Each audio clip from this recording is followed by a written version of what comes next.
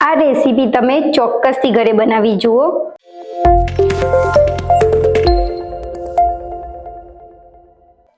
નમસ્કાર મિત્રો, જય શ્રી કૃષ્ણ। સ્વાદની દુનિયા ચેનલમાં આપનું સ્વાગત છે।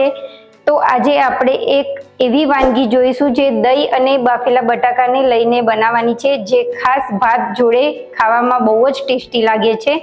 તો ચાલો આપણે ફટાફટ એની રેસીપી જોઈ લઈએ। જેના માટે આપણે લઈશું કસૂરી મેથી, સૂકું લાલ મરચું, મીઠા લીમડાના પત્તા, આમચૂર પાવડર, બાફેલા બટાકા, સમારેલી ડુંગળી અને દહીં।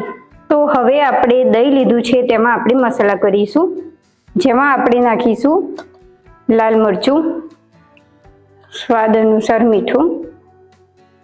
હવે તેને મિક્સ કરી લઈશું।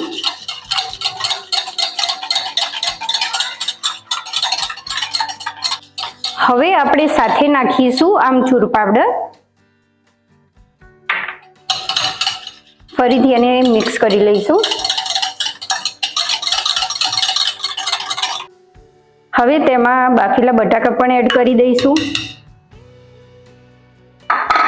પછી સમારેલી ડુંગળી પણ અંદર એડ કરી દઈશું અને કોથમીર પણ એડ કરી દઈશું।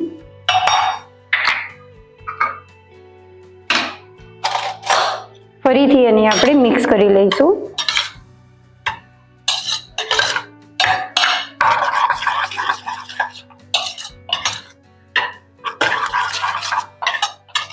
હવે આપણે વઘાર કરવાનો છે, તો આપણે બાઉલ લઈશું નાનું। હવે તેમાં આપણે થોડું તેલ નાખીશું। હવે તેલ થોડું ગરમ થાય એટલે આપણે જીરું નાખીશું। હવે નાખીશું હિંગ,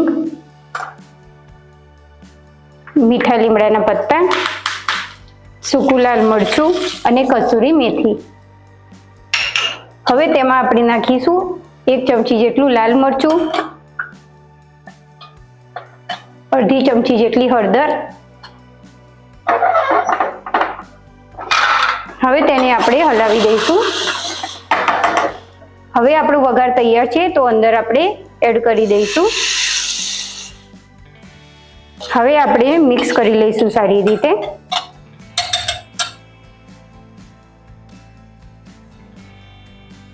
તો આપણી વાનગી તૈયાર છે। તો હવે આપણે એને ટેસ્ટ કરીશું।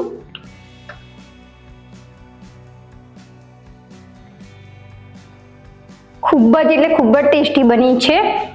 આ રેસીપી એવી છે, બિલકુલ સરળ રીતે તમારો ટાઈમ પણ બચી જાય છે અને બની પણ જાય છે।